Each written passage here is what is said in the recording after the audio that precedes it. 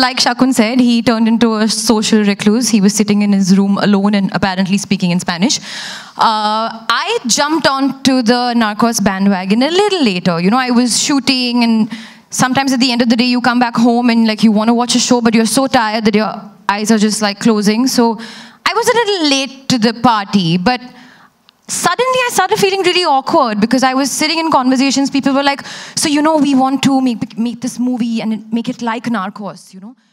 What about this idea? We can do it like a show, like Narcos. And you know, that character, like Narcos, like Narcos, like Narcos. And I'm like, oh my God, just keep quiet. Everything is about Narcos. This reference is just going out of hand.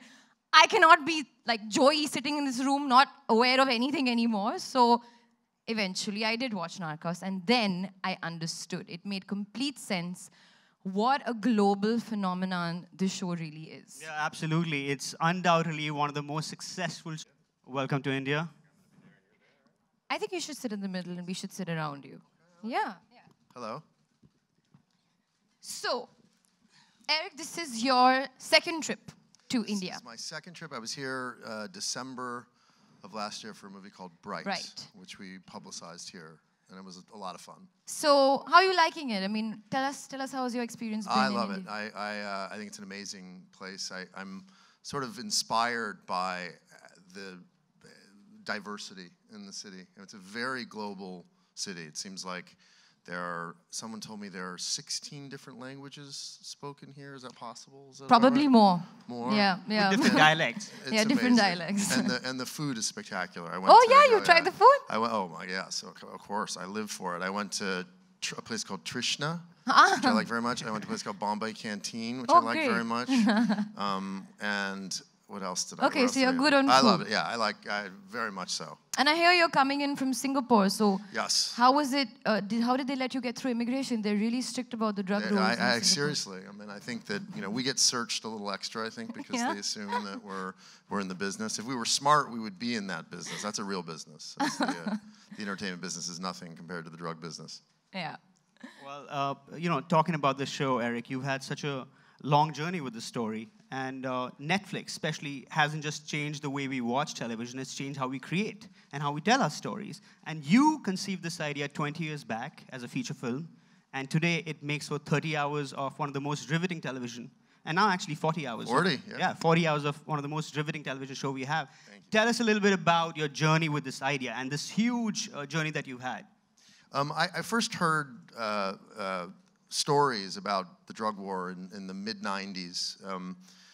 Communism had sort of gone away as the enemy that it was for so long, and all of a sudden this thing that had transformed America called crack cocaine had sort of taken such a toll, and it was a problem that we had ignored, and there weren't a lot of stories about it. There was sort of the typical Latin American drug lord who would show up in a Jack Ryan movie or some, you know, maybe a episode of Miami Vice, but it hadn't really been examined. And so I started to develop it as a film. And what I realized about movies versus television is that in a 2-hour format, you can't really get to know a character in a way that you could see him as anything but bad.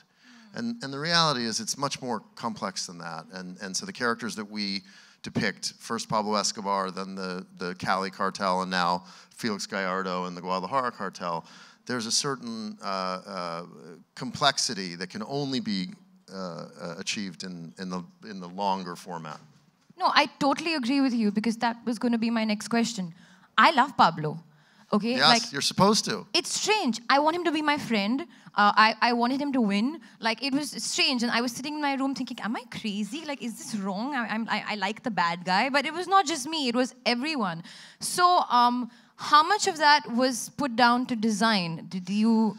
Our goal is always to humanize these characters. You know, the mistake that we make is to think that any of these people are purely monsters. You know, they're not.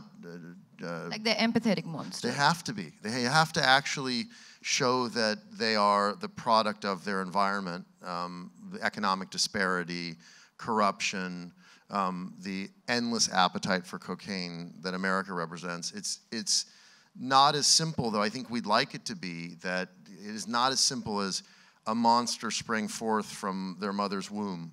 These people were made. And I think the mistake that we make in the world, and certainly in America, is we're always looking for the monster, and as a result, we miss the monster taking shape behind us. Right, I remember especially the last couple of episodes of season 2 when he goes and lives with his father, you know, and he tells him that I want to buy a piece of land next to yours. And it's almost like you stop looking at him as Pablo and you're looking at him as a father and son, you know. And then when he dies in the next episode, you have all these complex emotions you're feeling as an audience, because you don't want to really feel bad about a person who's killed thousands of people, but you do. I wept for days. Yeah, so I want to know is, were there ever conversations in the writer's room about, you know, compromising on show's morality? And you know, we've never shied away from the awful things that he did. You know, we have, you know, Pablo Escobar blew up an airplane and killed, you know, 140 innocent people. He killed countless men, women, and children, and we never shied away from it. Nor did we shy away from the fact that he loved his children, and that he had in his mind, and I think this is true of everyone, we are all heroes or victims in our own story. And if you asked him whether he was a bad person, he would say absolutely not, and he would have an explanation. It would not be an excuse, but it would be certainly an explanation as to why he's not the bad guy. The Americans are the bad guys, or the Colombian government are the bad guys. And to a certain degree, he would be right. Yep, and Pablo's gone, and hopefully, and actually I'm sure the world's a better place without him. I agree. And, no, you do, as much as you hate to see him go, you also know that you need to see him absolutely. go. Yeah. Absolutely. You know, they all meet the same ending. They either die in a hail of bullets or they end up in a jail cell for the rest of their lives. Right. And now talking about season 4, you know, we've seen the first 2 seasons with Pablo Escobar and Medellin cartel, 3rd season with Cali cartel, and now the 4th season, Guadalajara cartel? Guadalajara cartel. And take us through, you know, you're taking us back in time, into late 70s, early 80s, and we're going to see a rise of another cartel. So tell us about this decision to take us back into time and give us a little sneak peek into season 4. Well, the plan was always to take the story, once we've completed the Colombian chapters, we planned to move the show to Mexico. We had perhaps thought we would follow chronologically from 1996 onwards. You know, the drug war in Mexico is still going on today, and it's many of the same players. But what we decided when we started doing the research is we learned it's impossible to tell the story of the drug war in Mexico without telling the story of the Guadalajara cartel and Kiki Camarena. And that period, which was 1980 to 1985, was really the beginning of it. And so to try and jump midstream into it would have done viewers a disservice. At the same time, we felt like this could be seen as a standalone, for sure. It could be the beginning of the Mexican chapter, but it's also Narcos season 4. So do you think people who haven't watched Narcos yet, I don't think many of them really exist, but those who haven't, they could start with season 4 and then go back and move forward chronologically? Absolutely. You do not need to have watched seasons 1 through 3 to watch season 4. In fact, you could start season 4 and then watch seasons 1, 2, 3. Okay, so I just want to know honestly, because something that constantly gets thrown to me when I'm doing interviews is, you know, do you feel fear? Do you feel, were you anxious to play this character? Were you anxious to do this? My big question to you is, we as an audience get very attached to, you know, the protagonists, the locations. How do you feel when you're moving from season to season? Like when you finished season 2, you knew Pablo was gone. Now, what was the big challenge that you faced? Did you feel that fear that, okay, people may not be as invested? Because I remember people going like, oh my God, Pablo's gone, now what's left? And then came the Cali cartel and they were like, oh my God, it's even better, like, you know? So how do you feel when you're writing the shows and when you're going from season to season? And now with season 4, it's another big challenge again. It's incredibly stressful. I don't know why I did it to myself in the design, where we replace characters and a setting, and we take a show that people seem to like very much and and then abandon many of the things that they like about it. So it's sort of horrible. But the challenge, what it allows us to do is continue to raise the bar, culminating in, I believe, our best season, which is season 4, which is coming out this week. You think it's your best season? I think so, for sure. Okay. I think that, and I'm sensing that people who watch it agree. So it makes me happy. I think that, you know, one of the reasons why we cast Michael Peña and Diego Luna is we had an obligation to make the best, most real, authentic version of this show, and that there's, you know, audience demand. If you ask someone to accept the fact that they're not going to see Wagner Moura anymore, they're not going to see Pedro Pascal anymore, you have to give them something that very quickly in the first 2 episodes they say, okay, it's different, but I like it, and there's enough of the same that I feel like it's still Narcos. That's amazing. So I'm really curious to know the fact that you've lived with this show and the content for so long, you know, writing, editing, shooting, just creating. How do you feel when you watch your own show? Are you able to enjoy it like an audience, like feel the thrills, edge of the seat kind of feeling, the way we feel, you know, by biting our nails and heads off? Like, do you feel that way? Sometimes I watch the show and I mouth the dialogue around. I don't do that, actually. You know, I've now seen it so many times. It's hard to experience it with anything but exhaustion. You're able to be objective. Yes, I know it's pretty good. And for me, you know, the only times that I've had real success in my career, it's when I've done something that I wanted to see as opposed to something that I thought other people wanted to see. And Narcos is very much a show that if I had nothing to do with it, unless I absolutely hated the people that were involved and I couldn't bring myself to watch it, I would watch Narcos religiously. Do you respond to feedback as well? I mean, when you get feedback for seasons, it's mostly been positive, but do you all keep a check for the kind of feedback you've gotten per episode? I'm sure you both know that you could get 100 great reviews, which I'm sure you often do. It's the one bad review that actually sticks with you. So yes, there are times, you know, if I agree with criticism, I use it as reinforcement. Sometimes I'll read something about our show that I hadn't noticed. For the most part, the only thing that you know, Netflix compiles a tremendous amount of data.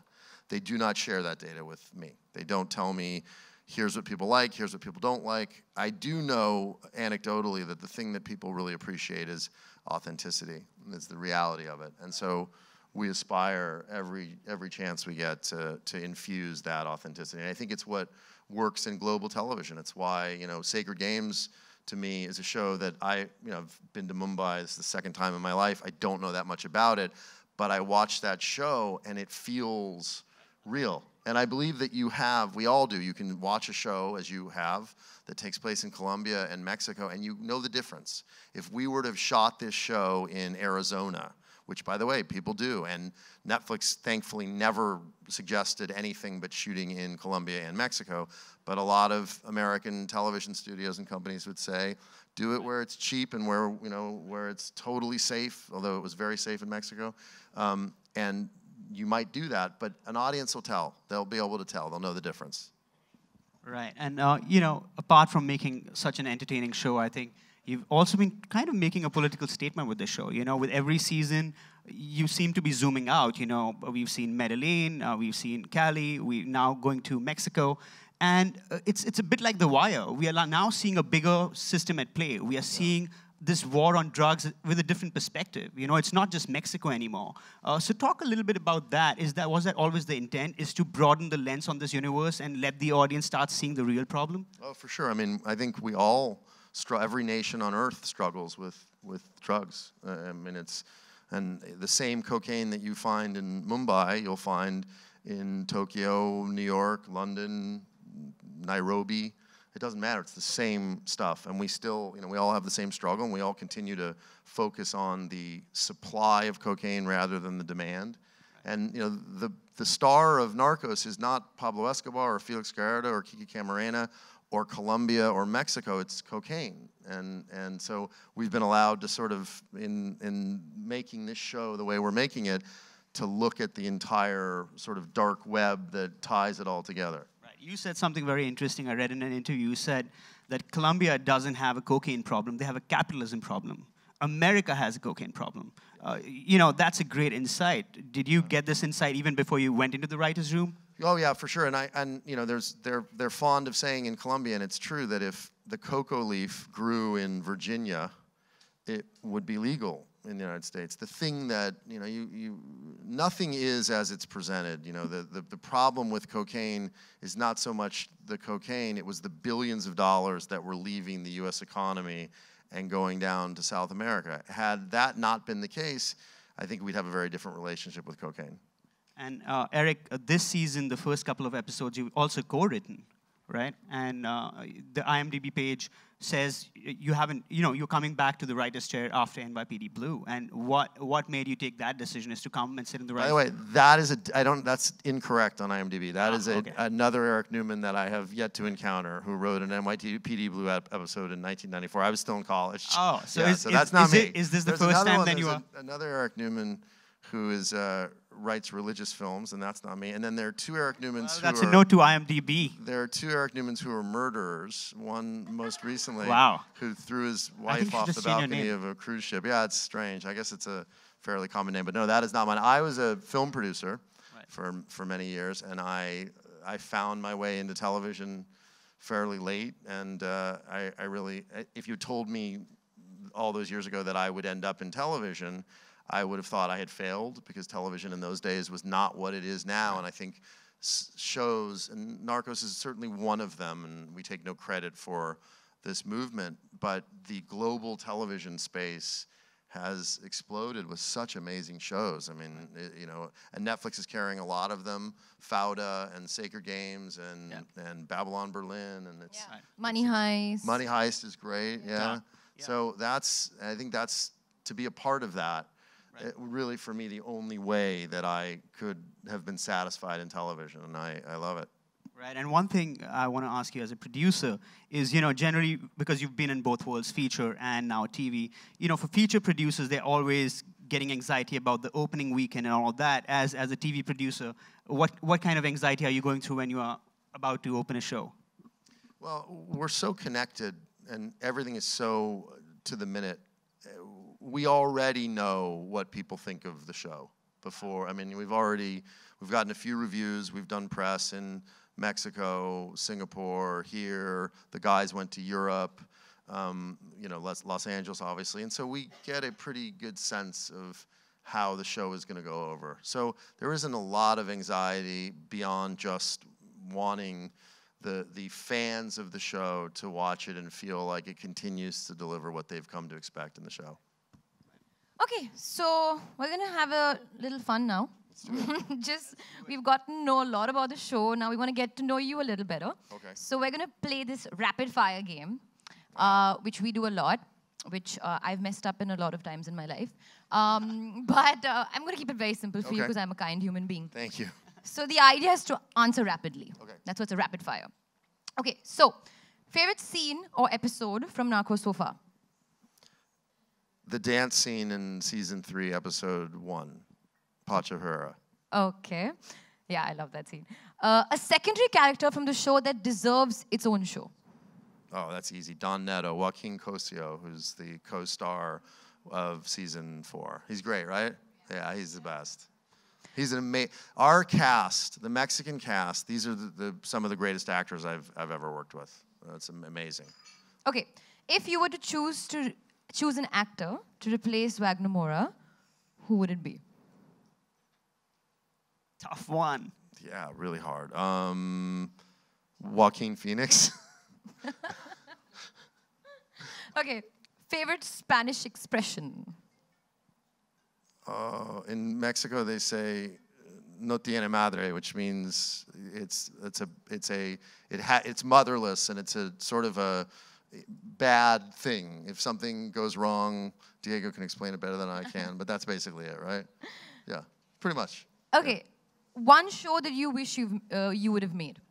A show that you've watched that you wish. Oh, The Sopranos. It's the greatest show ever. Yeah, Sopranos is great. And a story that you feel needs to be told. I think the real story of Wild Wild Country needs to be told. Woohoo! Okay, so that was amazing. You did very well, spoke very rapidly. This conversation and this evening would be totally incomplete without the stellar cast of Narcos Season 4. So please welcome the humongous stars, Michael Peña and Diego Luna.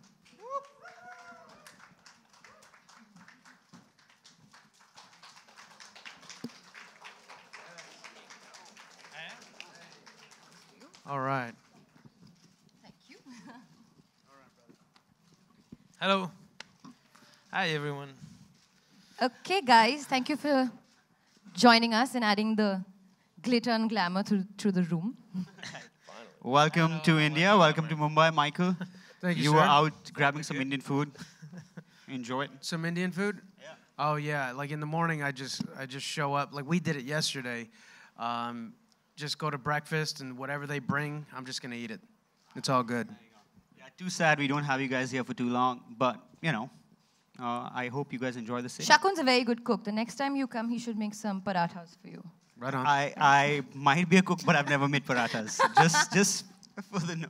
Yeah, okay. Michael, you are playing Kiki Kamarena, and Yep. you know he's had huge contribution in the war on drugs.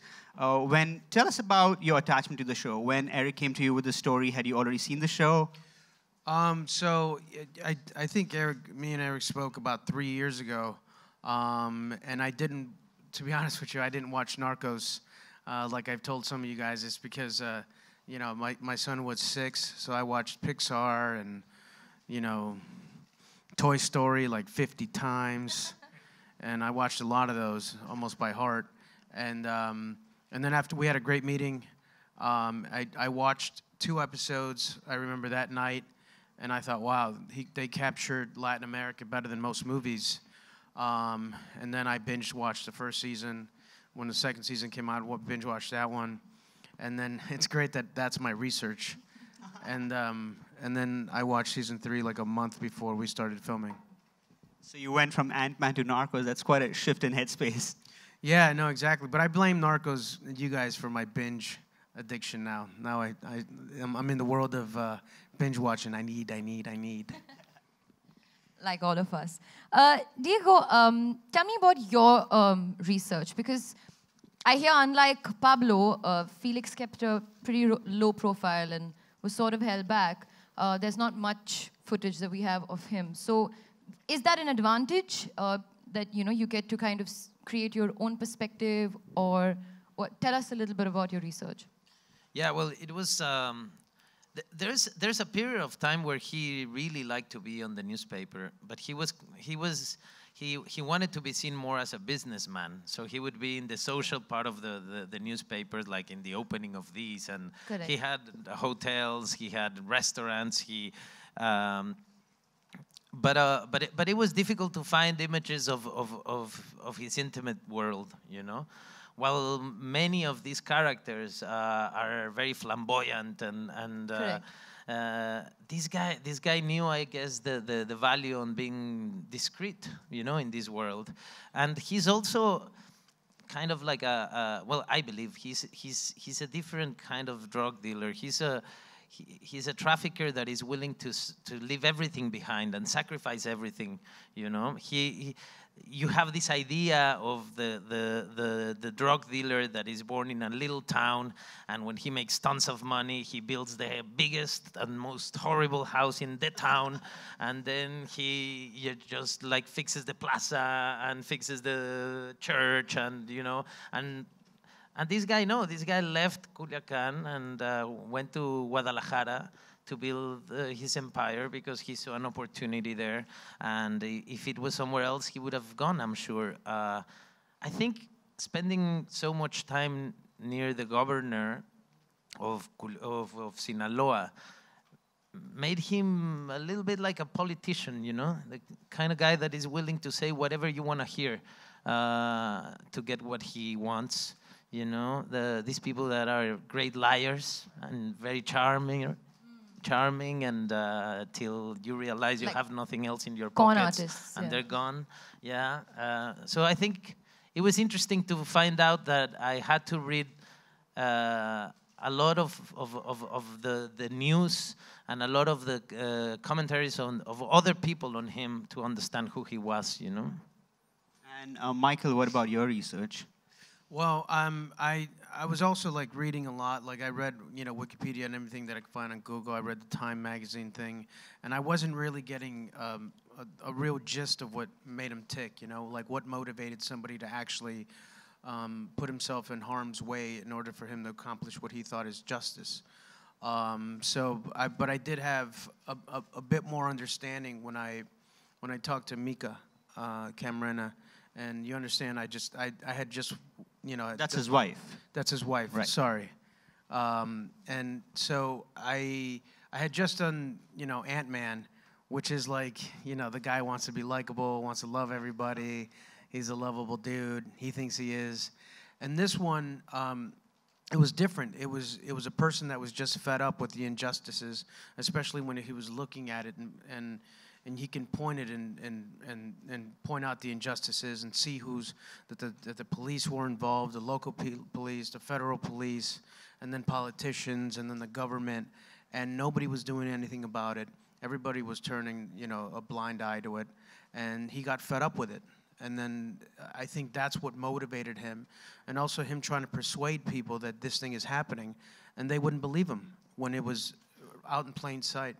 And I think that's what fueled him to you know, bring it upon himself to make some kind of difference. Right, and you guys worked together before. You directed him in a film called Cesar Chavez. That's right. correct. Yeah, So when you guys were working together on that film, did you guys already know you're going to work together in Narcos? Yeah, we were. Yeah, talking we talked about it. We're like, hey, in 8 Is years. that the reason? Was that a casting coup then? Yeah, you said, you know what? In 8 years, we should do Narcos. Yeah. Before even it came out. We were working in Sonora, in the north of Mexico. Hermosillo. In Hermosillo, Sonora, and on a way that's really close to where where my character is from, where Felix is from, and we did experience Mexico, which I think it was very. I mean, we saved you a lot of money and time, I guess, because Michael and I were in the north of Mexico, in the fields of Mexico, where this story would have happened, you know, and recreating the 70s, which is the exact time where, you know, where this whole organization starts to grow, you know, and to. Right. Yeah. And back then, he was telling me what to do for 5 months. And then, you know, in this one, he was trying to tell me what to do for 8 months as a character. Diego, also you No, he didn't land that one. I understood it. I think it's okay. I In print, it'll be good. Diego, you also grew up in Mexico in the 80s. So in some way, this story is closer to home for you. Yeah. And it's more personal. It is very personal. It is very personal also because it's the foundation of the mess we're living today. You know, what happened there in the 80s. And the case of Kiki Camarena it determines a lot on the relation between the States and Mexico. And I remember being in the 80s as a kid. I was 6 years old when this event happened. So I don't remember that. I guess my father was hiding this Mexico from, you know, for me, Mexico was something different. But then when the 90s came, I started having an opinion, worrying about the violence erupting and understanding how crucial the 80s were and how crucial what happened here. This basically is the story of something that got built that for a few years worked fantastically and then just fell apart and fell into a way, and I'm talking about what's not in this season, like that fell into a way that today we are living horror over there. Yeah. You know, It's the same. It's spiraled out of control, but this is where it started. where everything started. And eventually, Eric, you plan to take hopefully season 5 closer to present. Are we going to see are we going to come? Because this war on drugs is never going to end. It's there gonna be a an season 5? endless war. I can neither confirm nor deny that it's season 5 I think or whether no. Is that a no comment we moment? I can confirm. They told me yesterday. I got a call. In a very special phone I have, and they said if it's a success in India, we will have. So All right, we're counting on it's all on to of us. you. There Can you I go. have That's that true. special phone, please? Yes. I would like to receive some special calls. I see what you did there. Yeah. So we can talk on November 17th. All right. And Diego, going a little off track, last night when we spoke, you told me, you Drunk. I was drunk. No, before that, I have to ask you guys. I have to ask you guys. Wagner Moura, Pedro Pascal, these are characters and you know, that people... Are you getting worried already? No, I can't wait for this question. Because if you've been asked this question a lot, I get it a lot. Sorry, I have to ask you the cliched comparison question. Because it's true, these are characters that we've literally looked up to, okay, for the past few seasons. And it is, it could be a bit nerve-wracking, right? To step into these big, huge, humongous shoes. Or are you guys not thinking about it at all, treating this as a completely different independent show season? Like it didn't even happen before this. To be honest with you, I didn't think about it that way because it wasn't like Pedro Pascal had enough and he's leaving Narcos. And then they brought in little old me, you know? Like it was a completely different, and he wasn't, it wasn't like he played Kiki Camarena Correct. first 3 seasons and then I came in and they're like, wait a minute, what the hell's up with this? Yeah. So it was no pressure. I mean, there was enough work. We were constantly traveling and working and had pages to memorize to be, nervous about it. Too much to do to be nervous. Okay, then what about you? No, there's no pressure. I believe you. I just got really sick, sorry. No, there's no pressure. I mean, you cannot think that way. Otherwise, we wouldn't be doing this job. I mean, obviously, every time you see something, you're comparing that with the last thing you saw. Absolutely, I totally agree with you. And in fact, I see it differently. Those guys made this show so popular that it's the first time I don't have to worry for people to watch my work. That worry is out of the question, you know? It's like, it's gonna come out and they're gonna watch it. Like the first feeling of like being a theater actor is to be on your opening night and look out and see no one there. Just your parents. This time is not, exactly, not even my father. So this time they're gonna be there. And then I saw it, you know, like it'll be very responsible not to see it, but I saw it and I am really happy. And I think these guys left the bar here and we left it here. Yeah. And if there is a 5th season, they're gonna take it higher and higher because the team they put together is amazing. It's amazing. And I have to be very, very honest. It's very bold to say, let's start all over again because I don't think this is the 4th season. This is Narcos Mexico. It's a different project. There's new directors. It's a new place. It's a new cast. Everything is different. So I think they complement each other pretty well. But I don't think you're going to be thinking about the previous seasons when you watch this. I'm sure we won't. And that's amazing. That's really like inspiring. I'm going to take this answer and I'm going to use it next time anybody else asks me this question. Well, thank you, Michael. Thank you, Eric. Thank you, Diego. Appreciate it Before we very leave, we have something to say in Yeah, Spanish. we have something very embarrassing you to were say. going to say something All right, about okay, last okay. night But when you remember all right, we yes. kissed Going a little off and track, all of there's that? something that I got to know about Diego last night. His grandmother was born in India, right? Yeah, I have a Tell connection. us about your spiritual connection to India. Oh, no, the spiritual connection is different. Let's talk about it. He Sai Baba, knows parts of Gita. He knew about Sai Baba. He spoke about Guru Ma, right? Yeah. Tell us all about it. No, I don't think so. I mean, that is something I told you because I had 4 vodkas inside. Well, we can get you 4 vodkas right now. I don't see how this connects to Narcos. I guess I don't want this to be in the same Well, article. spirituality is what we sell here instead of cocaine. No, it's really Don't nice. put that, you'll get me into trouble. No, we really like that. It made us really happy that you have this connect to India. So it's like, you know, we're a little bit like, oh, you know us? Like, tell us about it. All the religious people are going to watch this show because you follow a spiritual leader in India. So talk about it. Okay, no, I'm gonna Shakun, keep you that can't for trouble him myself, anymore. as you All right. understand. It's so personal, but Sorry, I can yes. just say that I find so many similarities between the Indian culture and the Mexican culture, and Yeah, you guys and have rice, we have rice. You have No, beans, we have beans. exactly. Rice is Besides the everywhere. rice and curry, there is so much in common.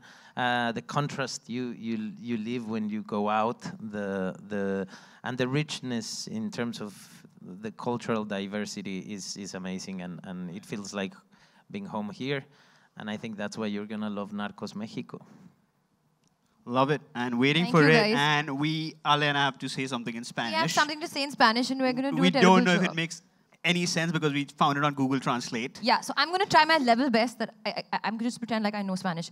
So I'll say line number 1, you say line number 2? Yeah, let's try. So, nos vamos a volver locos si.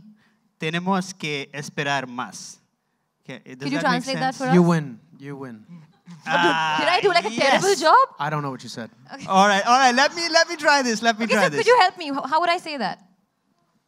Can you repeat what you said? No, nos No. vamos a volver locos. Huh? Nos vamos a volver locos. You got to look at it and then Ah. nos vamos a volver locos. Nos vamos a volver locos. Tenemos que esperar más. We're gonna go crazy because we gotta wait a little more. Yes, we We're can't going to wait. go crazy if we have to wait any longer. 16th of this month, Narcos Mexico. We can't wait. Yeah, we can't wait. Thank you so much. Thank guys.